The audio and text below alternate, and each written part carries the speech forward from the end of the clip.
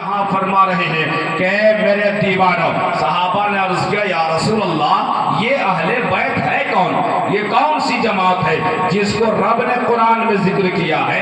اہل بیت سے محبت۔ آقا فرماتے ہیں علی، بولے سبحان اللہ۔ علی کہا یا رسول اللہ، پھر کہا فاطمہ، کہا یا رسول اللہ، اور کہا حسن و حسین۔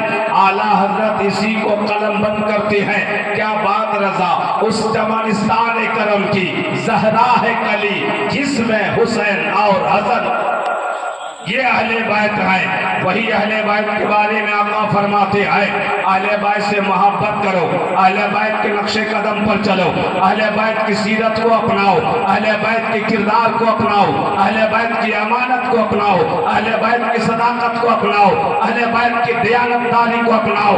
یاد رکھنا، اگر اہل بیت کی دیانتداری، امانت داری اور ان کے اخلاق کو اپنے زندگی بنا لی، اپنے آپ کے اندر اپنی زندگی میں پیرو لیا ہے، تو اہل بیت کی محبت ایسی محبت ہے، رب کے حبیب فرماتے ہیں تفسیر کبیر میں ہے کہ تفسیر کبیر میں ہے، آقا فرماتے ہیں وَمَن مَاتَ عَلَى حُبِّ مُحَمَّدٍ مَاتَ شَهِيدًا، کہ جو اہل بیت کے محبت میں فوت ہوا وہ مرا نہیں، اس نے شہادت پائی ہے۔ نعرہ تکبیر، نعرہ رسالت، شہدائے کربلا۔ بہت اچھا۔ ہاں اس نے شہادت پائی ہے۔ اہل بیت کے محبت میں جو فوت ہو جائے وہ شہادت کے مقام سے سرفراز ہوتا ہے۔ اور آگے آقا دو جہاں فرماتے ہیں وَمَن مَاتَ عَلَى حُبِّ آلِ مُحَمَّدٍ، آقا فرماتے ہیں فی قبرہ بابان الی الجنہ۔